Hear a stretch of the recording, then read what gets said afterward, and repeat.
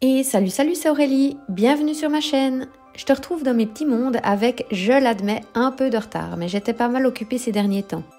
Entre le lancement du potager, l'aménagement de notre maison, une recherche de lieux plus au nord pour nos projets futurs et mon artisanat, j'ai vraiment pas chômé.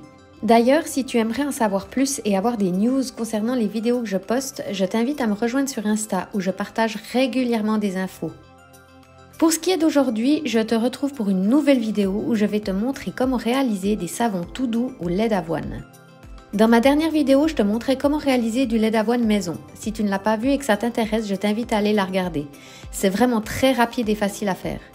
L'avantage du lait d'avoine est qu'il est riche en fibres, en magnésium et en fer. Il possède plein de vitamines bonnes pour la santé, notamment la E et la B. C'est une super alternative si tu veux plus boire de lait de vache. Non seulement il est bon pour la santé, mais il est aussi très bon pour les soins cosmétiques.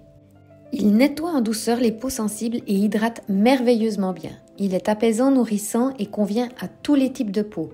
L'avoine a plein de qualités. Il est peu cher, facile à trouver et ce serait bête de s'en passer. Pour cette recette, tu auras besoin comme ingrédients. Bien évidemment, de l'huile d'olive. Je vais en mettre une proportion de 50%. Si tu commences à me connaître, tu sais que j'utilise celle que mon amoureux produit qui provient de nos arbres. Elle est hydratante, nourrissante et c'est vraiment un trésor à utiliser comme base dans les savons. Ensuite, j'ajoute de l'huile de coco à hauteur de 25%. L'huile de coco est également nourrissante et elle a l'avantage d'apporter de la mousse au savon. Pour terminer, je mets la même quantité de beurre de karité, 25% du poids total de mes huiles. Le beurre de karité est aussi une merveille pour tous les types de peau. Il apporte de la douceur au savon, hydrate et protège. C'est l'un des beurres que je préfère utiliser dans mes recettes de savon. Comme liquide de dissolution de soude, j'ai donc choisi d'utiliser du lait d'avoine fait maison. Si tu souhaites savoir comment je l'ai réalisé, tu peux aller voir la vidéo précédente où je t'explique tout. Et franchement, il n'y a pas plus simple. Voilà pour les ingrédients. On passe maintenant au procédé étape par étape. Pour commencer, je chemise mon moule pour éviter que le savon ne colle sur les bords. Je vais faire un batch de 1,5 kg environ, ce qui correspond à une quantité de matière grasse de 1 kg au total. Une fois mon moule préparé, je passe à la pesée de mes ingrédients. Je commence par l'huile d'olive, j'en pèse donc 500 g.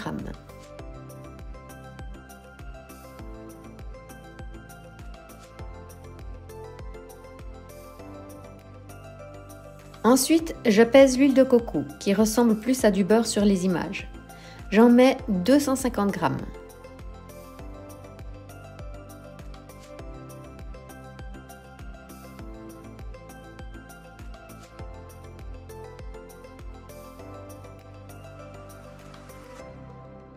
Et enfin, le beurre de karité, aussi 250 g.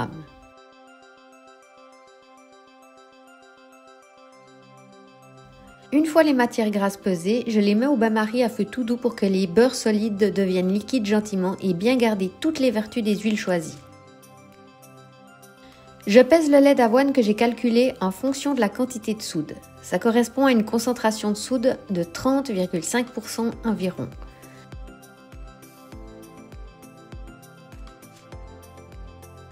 Je termine par peser la soude, que j'ai calculée en fonction des huiles que j'ai choisies avec un surgraissage à 9%. Le chiffre est flouté volontairement, c'est pour éviter des erreurs si tu refais la recette. En saponification à froid, on préconise de toujours refaire les calculs pour éviter les accidents. Avant de passer à la réalisation du savon, il ne faut pas oublier de parler du matériel de protection à avoir absolument quand tu te lances en saponification à froid. Il te faudra un masque à gaz pour éviter de respirer les vapeurs de soude qui sont très toxiques pour tes petits poumons. Des lunettes de protection qui, je te l'accorde, sont dégueulasses mais qui protègent des éventuelles projections de lessive de soude, ce qui pourrait te faire perdre la vue. Des gants pour éviter aussi les éventuelles projections qui pourraient te brûler la peau. Et dernier conseil, utilise une spatule non conductrice de chaleur pour le mélange de la soude avec le lait. La préparation monte en température et c'est pour éviter de te brûler. Voilà, cette fois c'est tout. On peut passer à la réalisation. Concernant le lait, j'ai essayé 2 solutions. J'ai testé la méthode du lait congelé. Il paraît que c'est mieux pour éviter que le lait ne cuise quand il entre en contact avec la soude. Alors on est d'accord, tu ne le laisses pas comme ça. Il faut le transformer en une sorte de granité pour le mélanger avec la soude. Je précise que c'est long et que c'est chiant. J'ai aussi testé la version liquide qui en vrai marche très bien aussi. Mon lait sortait du frigo, du coup il était bien frais, donc ça fonctionne très bien et en plus c'est plus simple que de le congeler au préalable.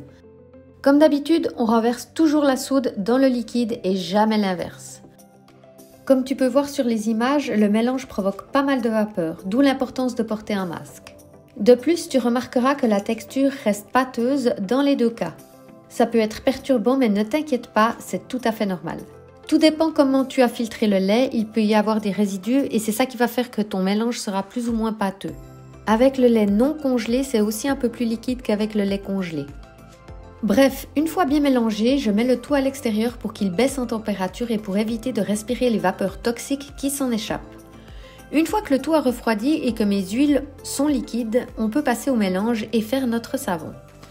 Je verse les huiles dans le bécher où il y a mon mélange de lait et de soude. Je passe ensuite au mixeur. Je mélange bien jusqu'à l'obtention de la trace. C'est quand le mélange commence à avoir un aspect un peu crémeux.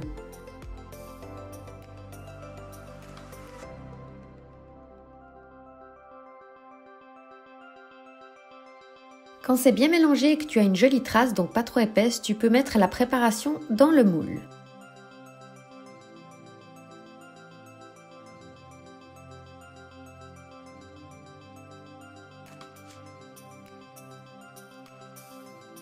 Je termine en répartissant bien la pâte à l'aide d'une spatule en bois.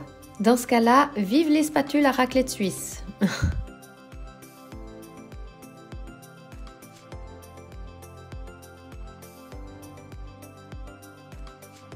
Je recouvre d'un cellophane pour le temps de séchage. Quand j'utilise des moules plus petits, j'opte pour des cartons, mais avec cet immense moule, je ne sais pas comment faire autrement. Si tu as des astuces, je suis preneuse. Je suis pas hyper pour utiliser du plastique, mais je dois admettre que c'est ce qu'il y a de plus pratique si tu veux éviter d'avoir de la cendre de soude sur tes savons. Tu sais, c'est cette fine pellicule blanche qui peut apparaître sur les savons en séchant. C'est sans gravité, mais pas très esthétique. Du coup, c'est une bonne manière d'éviter ça.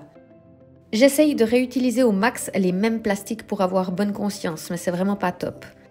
Enfin voilà, après 24 heures, tu peux passer au démoulage et voilà des jolis savons tout doux qui conviennent à toute la famille. Pour qu'ils terminent leur cure, je les mets cette fois-ci dans un carton. Il faut attendre un bon mois avant de les utiliser.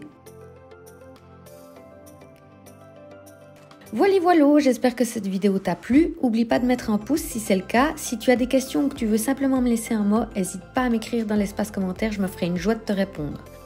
Je te laisse ici, je t'envoie plein de becs et te dis à bientôt dans une prochaine vidéo.